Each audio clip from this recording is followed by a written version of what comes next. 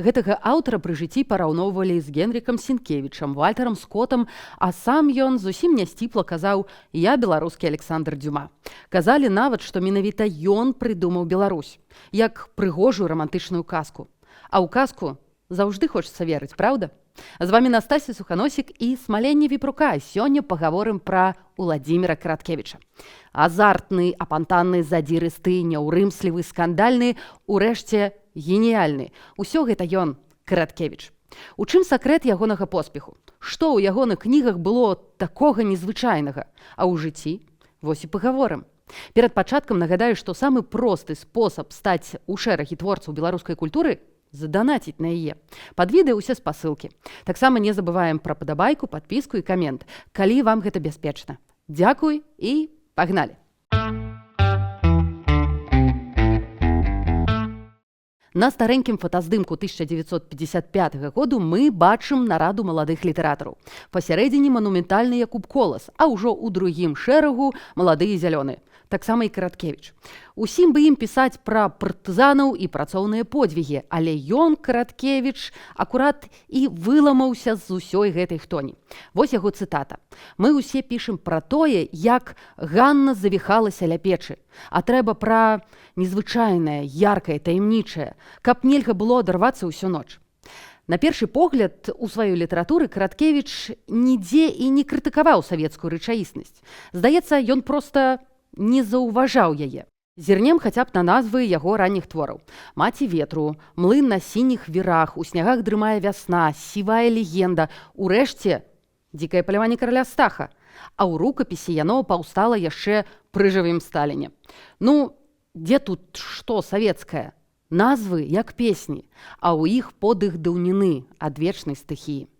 Вось вам маленькі прыклад пра тое, наколькі слова Караткевіча было нязвыклым у тыя часы. Цытата будучага гісторыка і археолага Міхася Чарняўскага. Той трапіў на зборнік паэзіі ў кардоннай вокладцы «Матчына душа», і гэта канец 50-х. Дзікая назва, не савецкая назва. Што гэта такое? Адкрываю, чытаю першы верш. Чакаю абавязкова пра партыю ці хоць пра ударніка ці даярку. І раптам у векавечнай бацькаўшчыны клёны нячутна пачынаюць аблятаць. Я не веру сваім вачам. Пагартаў, ні аднаго трактарыста, ні адной даяркі. І я захапляюся гэтым аўтарам. Уладзімір Караткевіч, прозвішча. Дык адкуль ж гэта ўсё? Зараз раскажу. Ёсць версія, што на будучага класіка паўплывала Украіна. Ад 1949 году хлопец вучыўся ў Кіеве ва ўніверсітэце імя Шаўчэнкі. Там і захварэў на гісторыю, сваю, беларускую. Тэма яго дыпломнай працы – казка «Легенда падання». І гэта 1954 год. Пазней Караткевіч прызнаваўся, што наўрад ці стаў бы пісьменнікам, каб не адліга ў Савецкім Саюзе. Ад гэтага часу героі Караткевіча – шляхта, рыцары, народныя паўстанцы часоў Рэчы Паспалітай, карацей, усе, хто змагаўся за свабоду. Ці, напрыклад, цыганскі кароль з-пад Ліды. Усё адбываецца у замках, палацах, корчмах. Ці вось раман «Хрыстос прызямліўся ў гародні». Гісторыя пра сялянскі мяцеж 16 стагоддзя, калі просты люд увераваў у свайго лідара Юрыя Братчыка як у Хрыста. Нават падзеі 20 стагоддзя аўтар змяшчаў у гістарычныя інтэр'еры. Як у дэтэктыве «Чорны замак Альшанскі». Гэты твор ён, дарэчы, напісаў на просьбу жонкі, якая вельмі любіла дэтэктывы. Ці вось «Ладдзя роспачы». Гісторыя пра весёлага шляхціца Гервасія Выліваху, бабніка і жыццялюба. Яго забрала смерць, і вось плывуць яны разам на той ладдзі ў іншасвет. А Выліваха са смерцю грае ў шахматы і дурыць.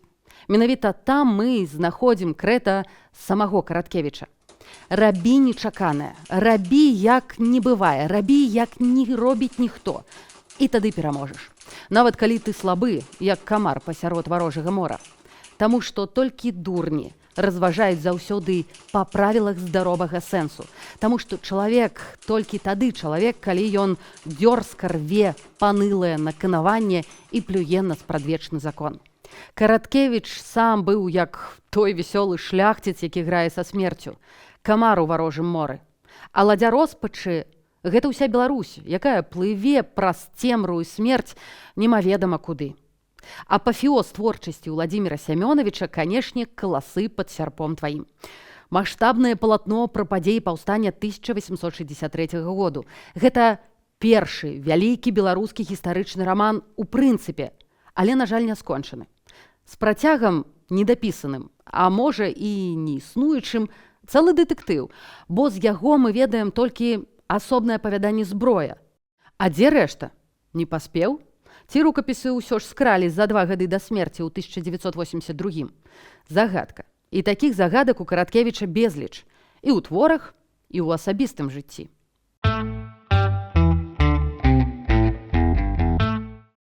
Можаце спытацца, а як жа на ўсё гэта глядзела савецкая цэнзура? Ідэолагі закідвалі Караткевічу за лішнюю увагу да змрочнага сярэднявечча.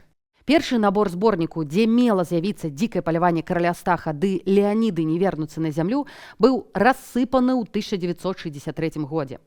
З апошнім творам наогул атрымалася камічна. Гэта гісторыя кахання праз сучасную інтэлігенцыю, але тут жа флэшбэкі з 1863 году часоў Каліноўскага. А Леаніды гэта метэарытны паток, нібы падаючыя, загасаючыя зоркі, але цэнзура углядзела ў гэтым Леаніда Ільіча Брэжнева. Таму твор пазней усё ж выйшаў, але з іншай назвай. Нельга забыць. Нягледзячы на заступніцтва калегаў-літаратараў, Караткевіча ўвесь час правілі, зацвярджалі, перазацвярджалі. Напрыклад, з ладдзі роспачы цэнзура выкідала словы «беларускі» ці «беларус». Смерць кажа: «Больш за ўсё я не люблю прыходзіць да беларусаў» у арыгінале, а ў кніжным варыянце «больш за ўсё не люблю прыходзіць да такіх, як ты». Нават назоў «Беларусь» мянялі на абстрактнае «радзіма». Ці вось лексіка. У Караткевіча гэта проста залатыя россыпы народнай мовы. Але ідэолагі рэзалі. Напой на напітак, вылікаваў на вылічыў, вачыма на вачамі, застацца на астацца, проста жах. Толькі пра шмат год па смерці давялося перарабляць і перавыдаваць усю спадчыну аўтара, бо яго рукапісы наўпрост не адпавядалі таму, што выходзіла ў савецкія часы. Караткевіч усё гэта балюча перажываў. Уявіце, як гэта аўтару бачыць свае кнігі парэзнымі, знявечанымі. Вось яго фраза з ліста. Калі кожнае палажэнне кнігі, дзеля якой я працаваў у архівах 12 гадоў, трэба даказваць людзям, якія ў архівах і дня не пабывалі, то гэта ўжо занадта. Я паважаю рэдактараў, але не менш паважаю сябе. Канешне, Караткевіч не быў дысідэнтам, які б не вылазіў з турмаў і перадаваў свае творы на захад. Пад канец жыцця яму далі нават прэмію імя Івана Мележа, але гэта Мележу трэба было даваць прэмію імя Караткевіча, а не наадварот. Шмат з напісанага ляжала мёртвым грузам у шуфлядах рэдактараў без аніякай надзеі. Некаторыя рукапісы ён перадаваў сябрам на ўсялякі выпадак, а раптам прыйдуць і канфіскуюць. Пра бітвы Караткевіча з цэнзурай можна было б напісаць асобны раман ці зняць кіно, але гэта ўжо задачы для будучых творцаў. І цэнзар там бы, напэўна, выглядаў як тая смерць з ладдзі роспачы.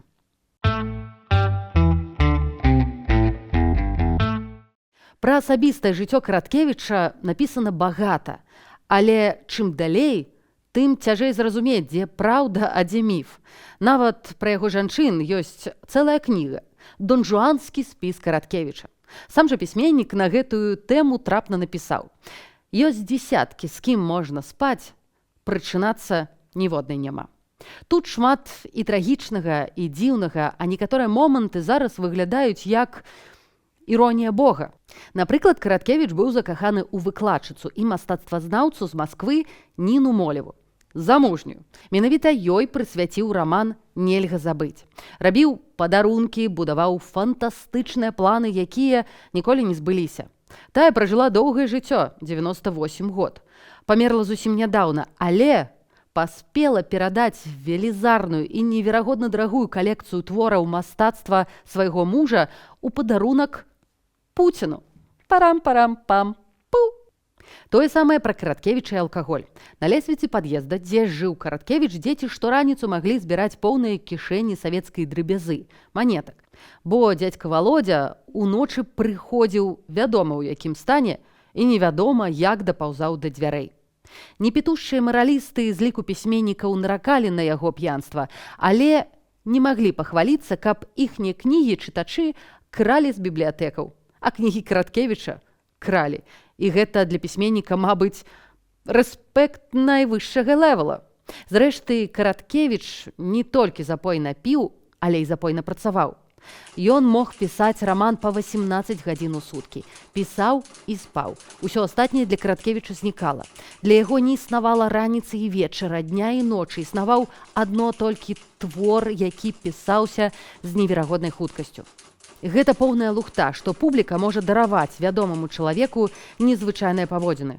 Яна нават элементарнага запойнага п'янства не даруе. Таму усе блізкія для Караткевіча людзі старанна хавалі яго загану, запойнае п'янства. Зрэшты, а на што народу было ведаць пра спустошанасць і слабасць жывога героя? Нікога ж не цікавіць, якімі намаганнямі і якімі высілкамі заваёўвалася гэтая вядомасць. Дарэчы, гэта словы Адама Глобуса. Вось з гэтай вось кніжачкі. Наш сусед Караткевіч. Таму, калі хочаце даведацца пра Караткевіча ў інтэр'еры, звычкі, шчодрасць, калекцыянаванне фігурак чарцей, запоі жанчын, то вам вось сюды. Раю.